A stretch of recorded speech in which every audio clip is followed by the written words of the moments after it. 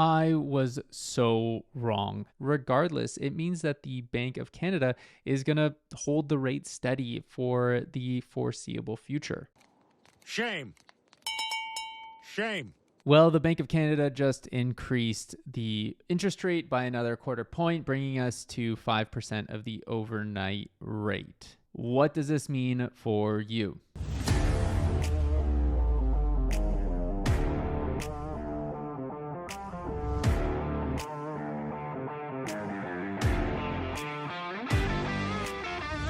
Welcome back to the channel. My name is Adam Nadler. I'm the owner of Vision Real Estate. Thanks so much for tuning in again. We're going to go over what all of this means for the market to come, especially into the summer, which I thought was going to be a busy market, but turns out probably won't be. But before I do, if you haven't already yet, feel free to subscribe to the channel below and hit that like button so this content could be pushed out to more people like yourself. And of course, if you have any questions about real estate or you just want to chat about the market, feel free to use the link in the description below. That'll connect you to a calendar where you can book a quick time to chat with me at a time that is most convenient for you.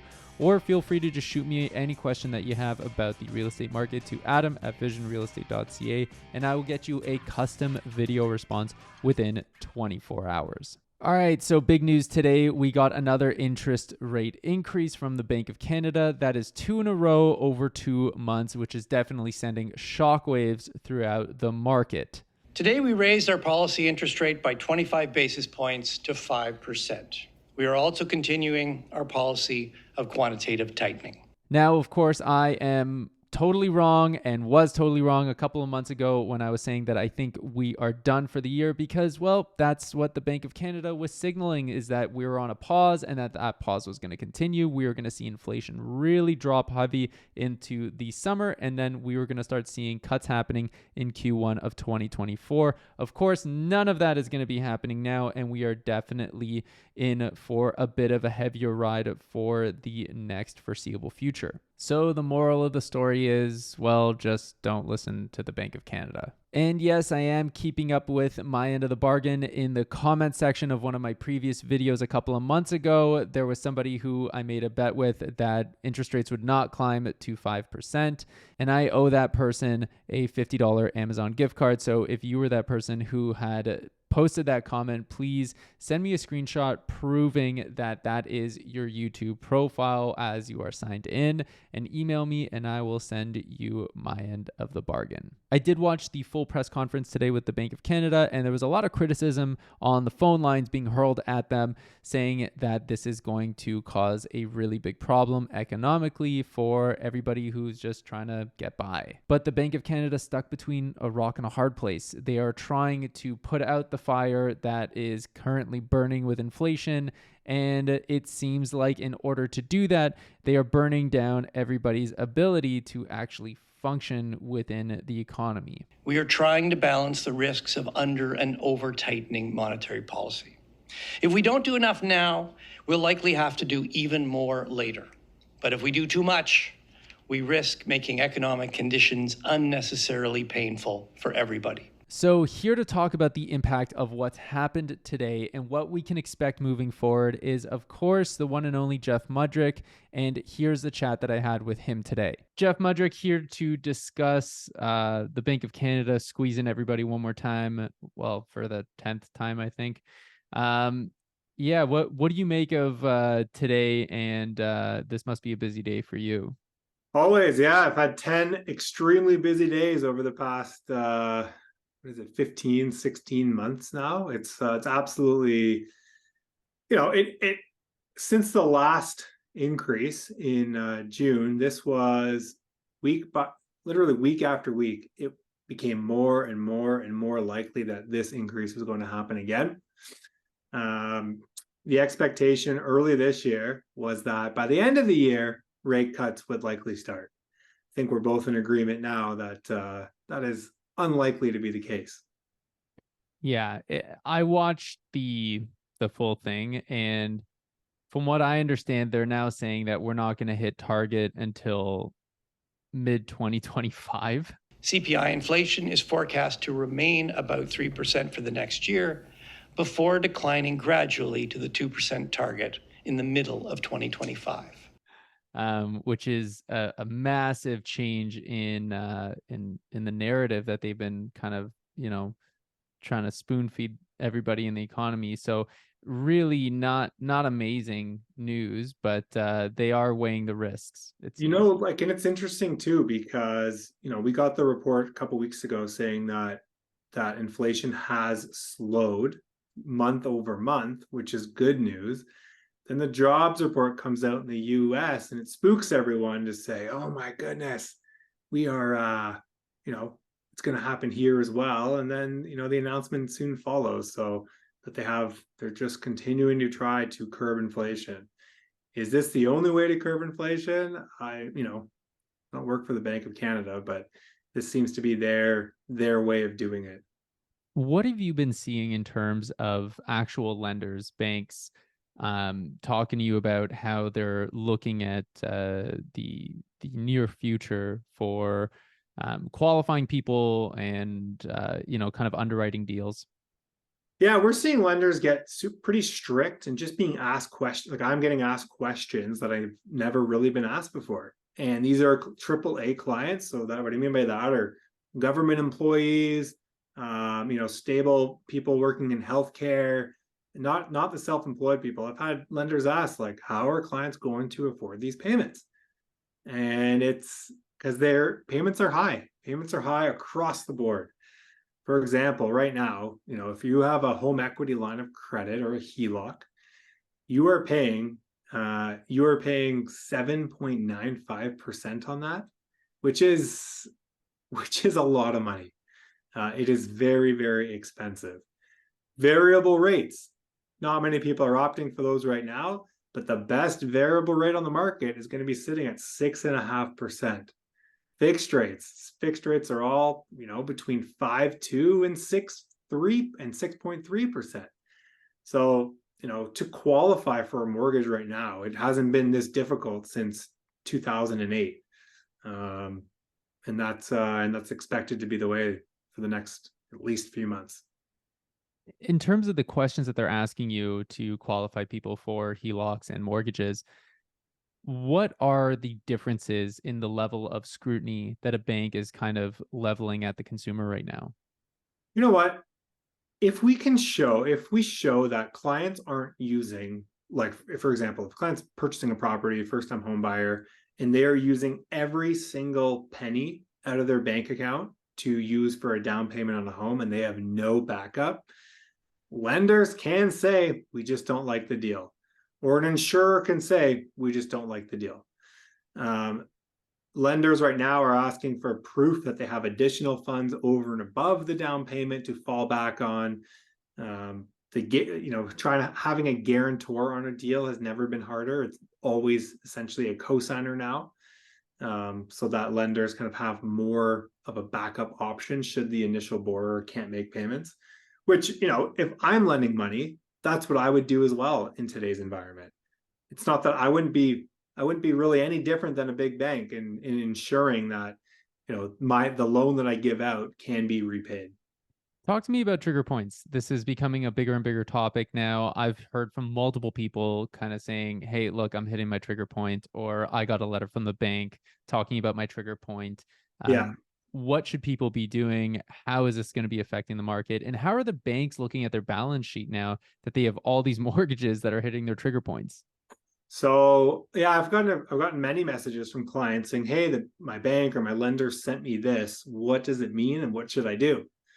Which is a fantastic question. So from every letter that I've seen, banks are really encouraging clients to increase their mortgage payments or to make a lump sum mortgage payment that will just hit the principal balance of the mortgage. The reason for that is because they don't want these very extended amortizations. They are hoping that they can, mitigate some of the risk of having these 50, 70, 90-year amortizations on their balance sheet. 90? You've seen 90? Years, I've seen 92 years was the highest I've seen. Talk to me about the amortizations extending that long. Why is that dangerous? Well, banks don't have it, like lenders don't really have an answer for what they're going to do at time of renewal. Like in the letters that clients are receiving, it says, to avoid unnecessary stress or something like that at time of renewal, this is what we suggest. Really, most clients will be fine at time of renewal if they opt not to increase their mortgage payments. Little caveat here, these are only for variable rate clients who have what's called a static payment. So if your mortgage is with TD, CIBC, some Scotia products, RBC, if your mortgage is with a big bank and is a variable rate, these are the clients that we're talking about. And in terms of the static payment variable option, given what's happened over the last couple of years, do you think we're ever going to see that financial product on the shelf ever again? That is my favorite question that you've ever asked me. I don't know if it will be allowed anymore. Like, I think OSFI is going to say, we don't like this at all. And it might leave the mortgage world as even an option. I don't have anything to back that up, but it is a very, it's a very big concern. Most clients who don't have a static payment over these last 16 months, their payments have increased by 45 to 55%. So what do you want? Do you want a 45 to 55% increase on your payment, or do you want an amortization or did you want the total time it would take you to pay off your mortgage be 30 years, or now it's like 90 years? So it's kind of a would you rather? That's a tough would you rather. And when it comes to the banks saying, would you rather, there's a danger to them not offering that product as well, because at some point in time, they got to look at their portfolio and say, hey, look, we got all these mortgages on the books and people can't afford these payments if we jack up the payments on them. And we don't want to start foreclosing on our portfolio because that's actually going to reduce the value of our own investment portfolio with these mortgages. So what do they do then? They're kind of stuck between a rock and a hard place. Is that what's happening? Yeah, you got it. Like, nobody wants to foreclose on a house. Like, most banks, lenders will do kind of everything they can to avoid foreclosing on a house. Like, a lot of people think that the bank takes over somebody's house, they get to sell it, they make a ton of money, it's great. That's not the case. As you know, I know you've done some of these kinds of deals as well. It's an expensive process for the bank. Bank doesn't get to keep all that money. So they try to avoid that. And yeah, like you said, are we going to eliminate these products from the mortgage world? I'm like really, really curious to see. And we'll see, like, if and when rates drop back down, hopefully we can get back onto a more like reasonable amortization schedules, and then banks and lenders will have the ability to kind of toy with that. In terms of the history of amortization, it hasn't always been 30 years. And now they're talking about 35 years as being the cap. The cap used to be 20 at a point. Talk to me a bit about the history of the caps on amortization and how the governing bodies kind of play with that in order to make it all fit together with the economy. Yeah, it's a tough, it's kind of a tough, it's a tough job because, like you said, amortizations they have caps always. However, like, they have very like soft caps. For example, when it comes to strictly A lending, or banks are regulated. They're regulated across Canada, so they don't really have a choice of how much they can extend. They don't have a choice. Amortization can be a maximum of 25 years. Should you put 20%, or should you put less than 20% down? And it could be a maximum of 30 years should you put more than 20% down. When it comes to outside of the A lending space, there's a whole host of different factors that come into play. For example, B lending, there are lenders out there that offer 35-year amortizations, 40-year amortizations. And there are private lenders that don't even care. Like, however long it takes, because they're making a ton of money off that. So, these unregulated lenders can, as long as their investors are okay with it, can really push that amortization. However, something to note is that once you kind of get past the 30-year mark, whether you're extending your amortization to 30 years or 35 or 40 or 45, your actual monthly payment is not being impacted very much. It's maybe like, depending on the loan size, but it's not having like a dramatic impact that we would see from like a 25 year to a 30 year. Because the more you extend, all you're doing is paying more interest. And as we're seeing right now with all these variable rate clients on the static payment. Now, isn't it true also that consumers, or at least people that I speak to, I'm not sure if you're having those same conversations, isn't it true that consumers are just banking on the equity growth over time and don't really care if, hey, extend my amortization today kind of thing, and I'll pay more interest, but in the long run, the equity, the property is going to go up so much when it comes time to renew, that's not going to be an issue. There's going to be plenty of equity there. Is that kind of the risk reward calculation that people are making?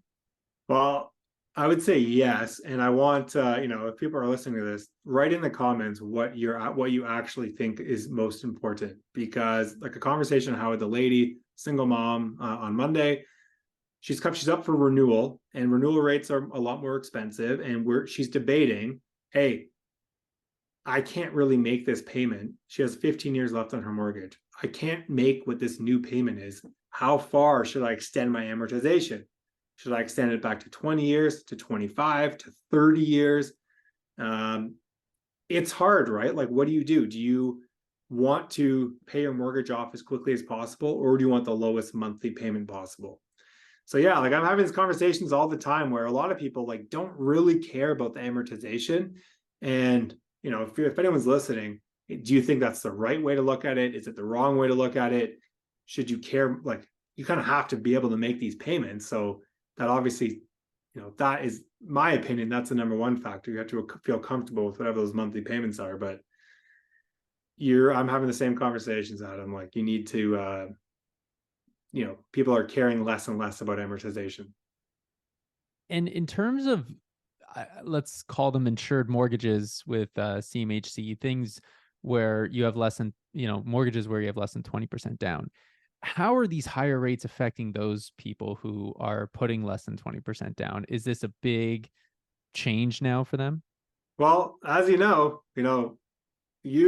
other folks that I'm working with will text me to say, hey, what's affordability on this property? And depending on the day, if we have a pre-approval for a client, great.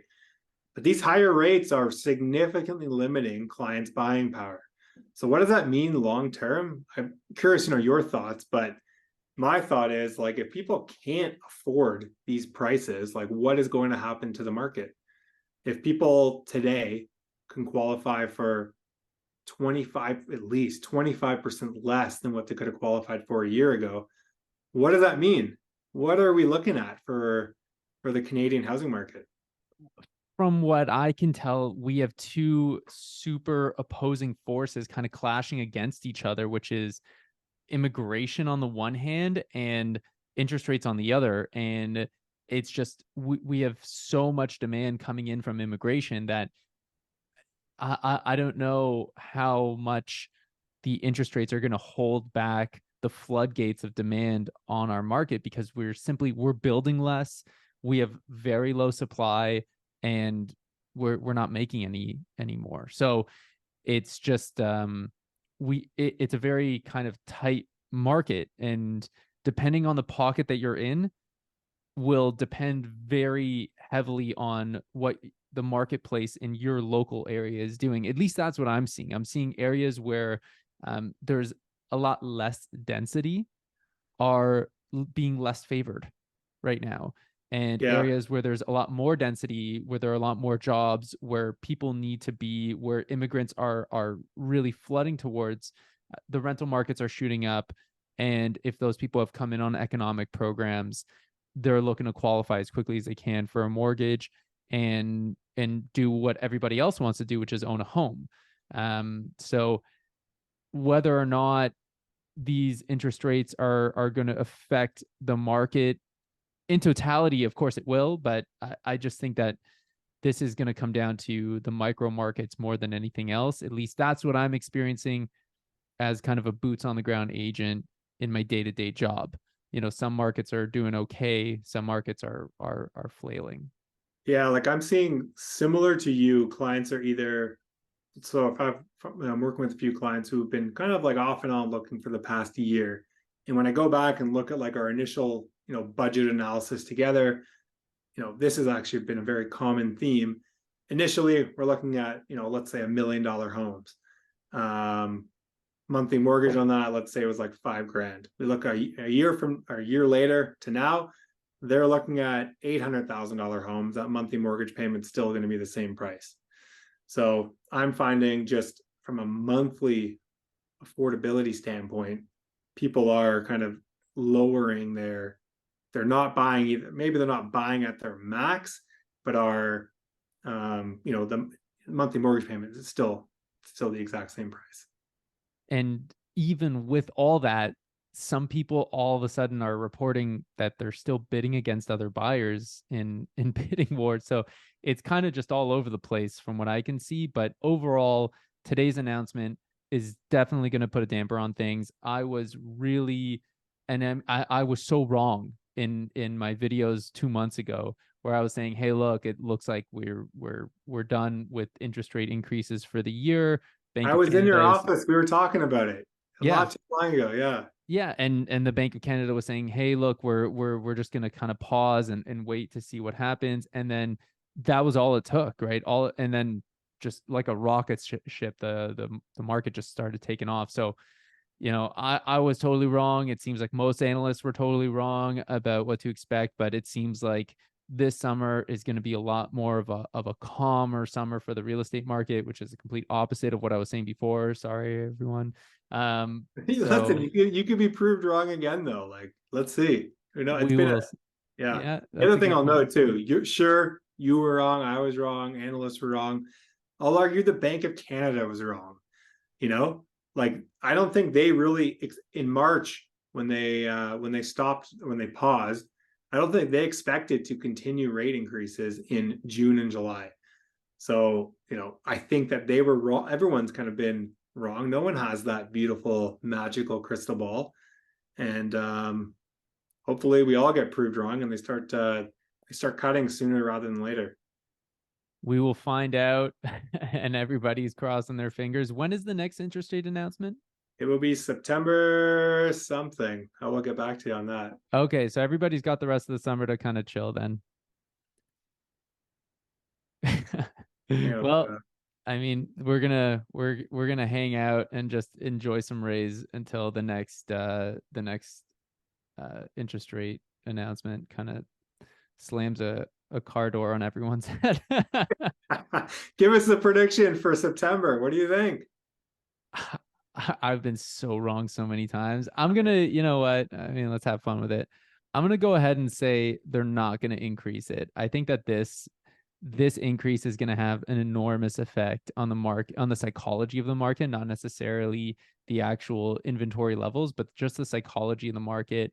Um, so overall, I do think that they're gonna be able to kind of relax things a bit. We're gonna have a bit of a kind of seasonal trend like we saw in the spring this year. We might have a bit of an uptick in the fall, and then they'll kind of, slam down the hammer again in the winter. Um, so that's my prediction, but I mean, Like who the it. hell knows?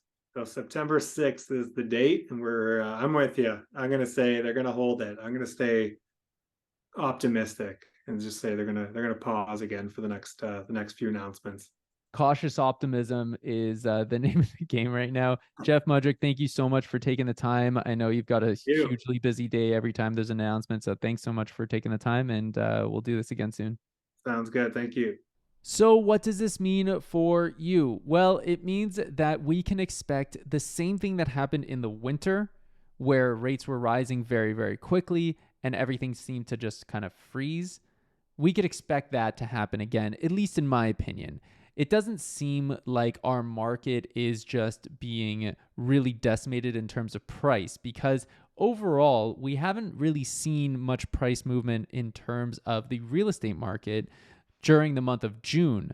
Even though interest rates went up a quarter point then as well, we still saw price increase overall by 1.6% month over month from May. But what's interesting to note again is that sales volume just drops. So price stability seems to be there, but sales volume is dropping just like we saw in the winter. Sales in June dropped by 6.9% from May. So although the weather is going to be hot this summer, I think the real estate market is going to be a little bit cooler. But that's just what I think. Let me know what you think in the comments section below. Do you think that this is the final straw and we are going to see doom and gloom collapse? Or are we just going to freeze up again until things continue on in the fall? Thanks for watching, and I'll see you next time.